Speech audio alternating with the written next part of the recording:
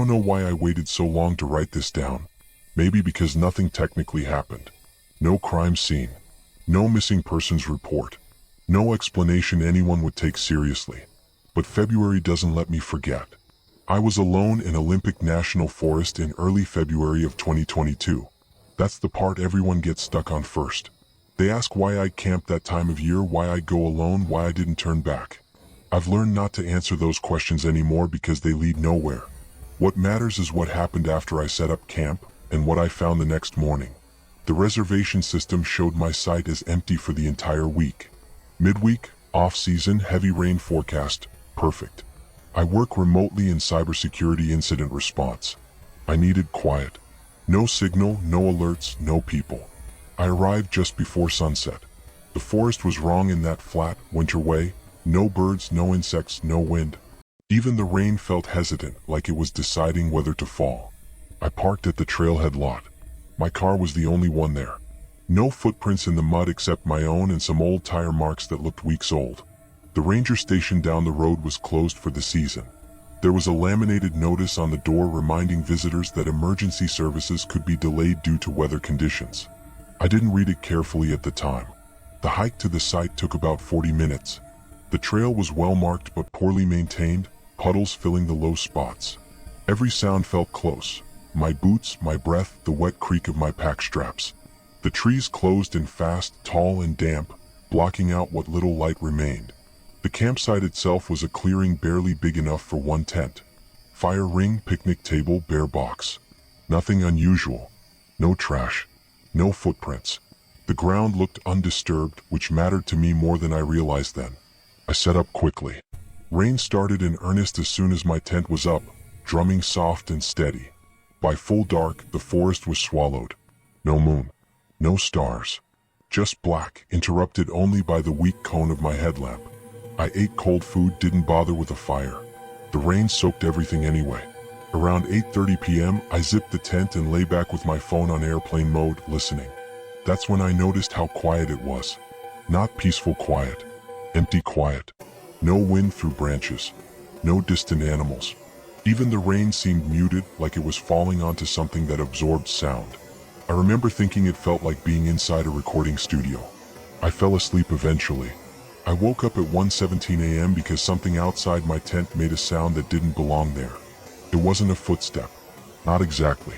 It was more like the sound of weight shifting, fabric brushing against bark, something careful but clumsy at the same time. I froze. Listen, nothing. I told myself it was a raccoon, or a branch falling, or rain pooling and collapsing under its own weight. All reasonable explanations. I didn't unzip the tent. I didn't turn on my headlamp. A minute passed, then two. Then I heard breathing. I know how that sounds. I've replayed it in my head enough times to understand why people roll their eyes. But this wasn't imagination filling silence. It was rhythmic. What? Too close. It was coming from the wrong height. I was lying down. The sound was level with my face, separated by a thin wall of nylon. Whoever, or whatever, was outside wasn't standing upright. It was crouched or leaning or kneeling. The breathing stopped when I stopped breathing. That's when I realized I could hear my own pulse in my ears, loud enough to drown out the rain. I stayed still. I don't know how long. Long enough that my muscles started to ache. Long enough that fear turned into something colder and more deliberate. Eventually the sound moved away. Not retreating, circling. Slow, deliberate steps around the perimeter of the tent, pausing every few feet. Each pause lasted just long enough for me to wonder if it had left. It didn't touch the tent. That part haunts me more than anything else. No testing. No poking. Just presence. At some point I fell asleep again. Or passed out. I'm not sure which. I woke up to daylight filtering weakly through the rainfly. For a few seconds, everything felt normal. Embarrassingly normal. I laughed quietly to myself, already building the story I'd tell friends about getting spooked by wildlife. Then I unzipped the tent. The campsite was exactly as I'd left it, except for one thing. The picnic table had been moved. Not dragged. Lifted and repositioned, rotated 90 degrees so it faced my tent directly. The ground beneath it wasn't gouged or torn. No scrape marks. Just damp earth and shallow impressions where the legs now sat. On the tabletop someone had arranged my gear. my headlamp, my folding knife, my phone. All items that had been inside the tent with me, placed neatly in a row parallel to the table edge. The bear box was still closed. My pack was untouched. Nothing was missing. I checked the ground around the site. No footprints. Not even my own from the night before. Rain had washed everything smooth, except for a single patch of disturbed earth near the tree line. It looked like someone had been kneeling there for a long time. I didn't eat. I didn't pack carefully. I shoved everything into my bag and left. The hike back felt longer. The forest still felt wrong, too still, too observant. I kept expecting to hear something behind me, but the silence held. At the trailhead, my car wouldn't start on the first try. That's when I noticed the condensation on the inside of my windshield. Not fog handprints. Multiple. Pressed flat against the glass from the inside, overlapping, smeared slightly as if whoever made them had leaned forward and shifted their weight. I stood there for a full minute before unlocking the door. The engine started on the second attempt. I didn't look in the rearview mirror until I reached the highway. I reported the incident a week later, once I'd convinced myself it was worth documenting. The ranger I spoke to was polite, patient, clearly unconvinced. He told me off-season squatters sometimes move through the area. He suggested my memory might be unreliable due to stress. He also told me no one else had reserved that site in February. No one had checked in. No one had checked out. I asked if anyone had reported similar experiences. There was a pause, just long enough. Then he said no. I still have the photos on my phone. The table, the gear, the handprints. The metadata is intact. Timestamped February 11th, 2022. What bothers me most isn't the night itself. It's the detail I didn't notice until months later when I finally showed the photos to someone else. In one of the images, barely visible near the tree line, you can see an indentation in the ground. A shallow oval. As if someone had been lying there watching the tent. Waiting.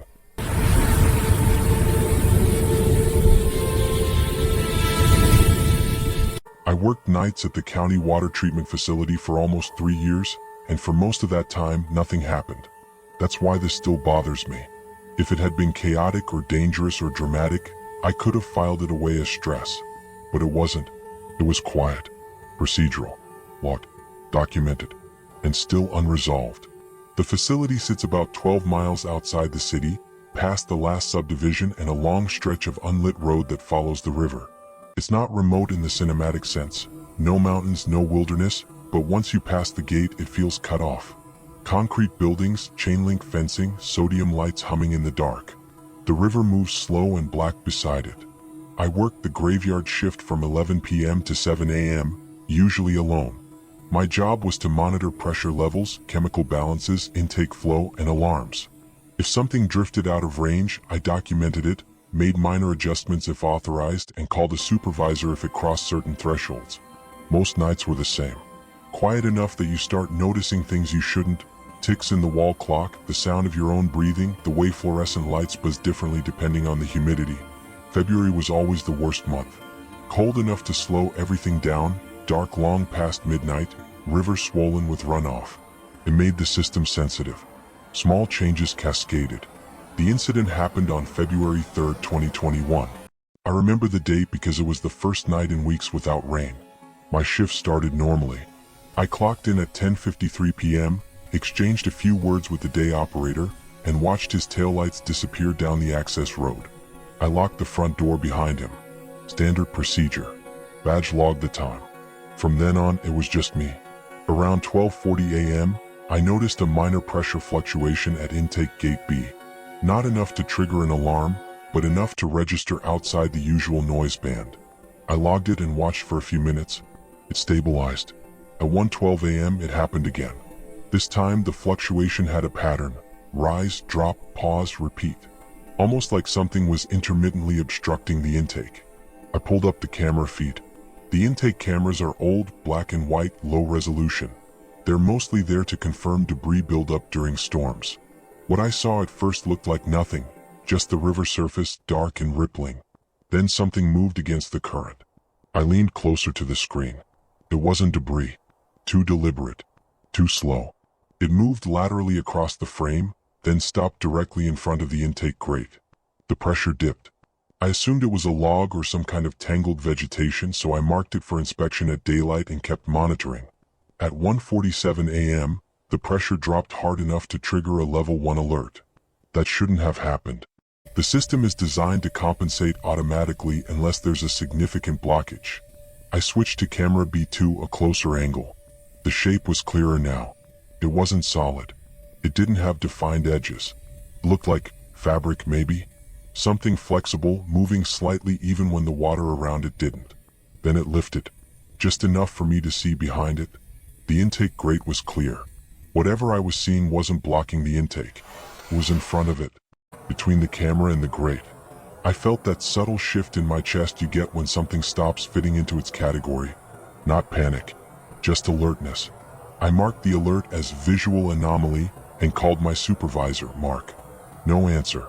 Straight to voicemail. That wasn't unusual. Mark slept like the dead and hated being called unless something was actively breaking. At 2:05 a.m. the camera feed glitched. Static for half a second, then back to normal. The shape was gone. Pressure stabilized immediately. I sat back, annoyed more than scared, and made a note to flag the camera for maintenance. Old equipment does weird things, especially in the cold. That should have been the end of it. At 2:31 a.m. the perimeter gate alarm triggered. That one never goes off accidentally. The gate is heavy, manual, and locked with both a badge reader and a physical latch. Wind doesn't set it off. Animals don't set it off. I pulled up the gate camera. The gate was open, not swinging. Fully open, pressed back against the fence. No vehicle, no person, just open. I checked the access log. No badge entry since Mark had left. I grabbed my jacket and flashlight and stepped outside. The night was still. No wind. The sodium lights cast that dull orange glow that flattens everything.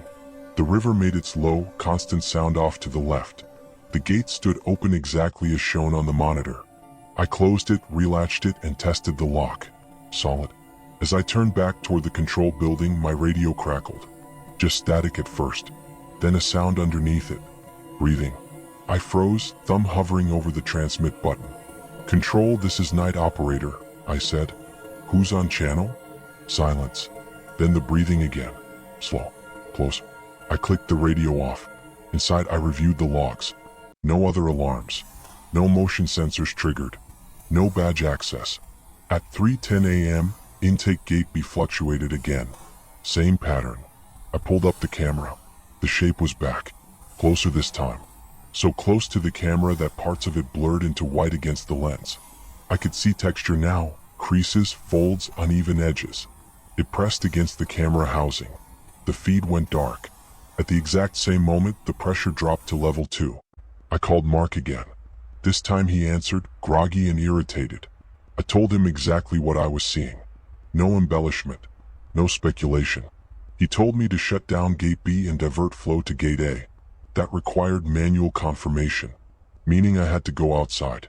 I remember standing in the control room doorway, listening. Everything felt louder than it should have. My boots on concrete. The door handle. My own breathing. The path to Gate B runs along the river, partially lit. The camera pole was visible from a distance. The camera was gone. Not damaged. Not hanging loose. Gone. The mounting bracket was still there. Bolts intact. Wires cut cleanly, ends capped with electrical tape. That's when I realized the river was quiet. Not frozen. Not low. Just muted. I didn't complete the shutdown. I walked back inside and locked the door. Mark was furious when I told him. He drove out himself, arriving just before dawn. By daylight, everything looked normal. The camera was later found 50 yards downstream, placed carefully on the riverbank, lens facing the facility. No fingerprints. No tool marks. The official explanation was vandalism by trespassers. The incident report lists equipment malfunction and human interference. But there's one thing that never made it into the report. At 6:58 a.m., 2 minutes before shift change, the system logged one final anomaly. A manual badge access at the perimeter gate. Registered to my ID. Time-stamped while I was still inside the control room, signing off on my shift. I quit 2 weeks later. The ID was deactivated. But every February since, I get an automated email from the county system. A generic alert.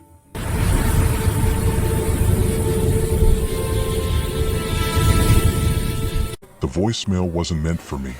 That's the only reason I listened to the whole thing. I worked IT for a regional property management company based out of Colorado. Nothing glamorous, password resets, camera systems, access control, after-hours calls when someone locked themselves out of a building they weren't supposed to be in anyway. We managed apartment complexes, storage facilities, a few office parks. Most of the work was remote. Nights were usually quiet. February 2023 wasn't. On February 6th at 2:14 a.m., my phone rang once and stopped. No missed call notification. No number. Just a vibration and then nothing. A minute later, I received a voicemail. No caller ID. No transcription. Just a 3-minute audio file. I assumed it was a glitch. Our phone system routed voicemails oddly sometimes, especially if someone tried to reach an after-hours line that had been retired. I put my headphones on and played it. For the first 20 seconds, there was only ambient noise. A faint hum. Something mechanical, like air moving through vents. Then a voice. Mel, come. Low volume. This is maintenance log. February 7th. I'm inside the building. I checked the timestamp again. The voicemail had been left on the 6th. The voice continued. There's no one at the desk. Lights are on. Doors unlocked. I paused it. We didn't have any buildings scheduled for overnight maintenance that week, and nobody used voicemail for logs. Everything went through the ticketing system.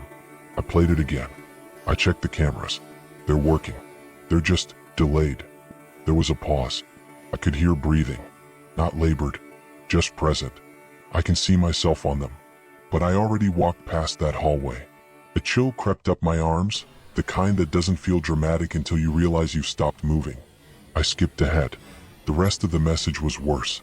The man, whoever he was, kept narrating what he was doing. Walking through corridors, checking doors, commenting on details that felt uncomfortably specific. The pattern in the carpet, a flickering light near a stairwell, the smell of cleaning solution mixed with something older. At 1:47 into the recording, he stopped talking. For almost 40 seconds, there was silence except for faint footsteps. Then he said very quietly, I just saw the lobby camera. Another pause. It's still showing me standing at the front desk. I stopped the recording. I told myself it was a prank, or someone accidentally dialed the wrong system, or an audio test gone wrong. Still, I pulled up our internal directory and searched for the number associated with the voicemail. There wasn't one. The system had logged it as an internal transfer. Origin, Building 14. Building 14 was a mid-rise office complex in Spokane, Washington. Vacant. It had been empty for almost 2 years following a burst pipe that flooded 3 floors. Insurance disputes dragged on. The building had power for security systems, but no tenants. No staff. No scheduled access outside of daytime inspections. I checked the access logs. At 1:58 a.m., someone had badged into Building 14. No ID number. Just a blank field where the credentials should have been. I escalated it to my supervisor, sent the voicemail file along with screenshots of the logs. He replied 10 minutes later, clearly half awake, telling me to flag it for the morning team. I didn't sleep after that. At 6:42 a.m., another voicemail arrived. Same format. Same ambient hum. This is maintenance log. February 7th. I'm still inside the building. The timestamp on the file said it had been left at 2:16 a.m. Exactly 2 minutes after the first one. I played it. His voice sounded more strained now. Not panicked, just tired. I found the delay. It's not the cameras. It's the clocks. I frowned. All the clocks are behind. Phones. Wall clocks.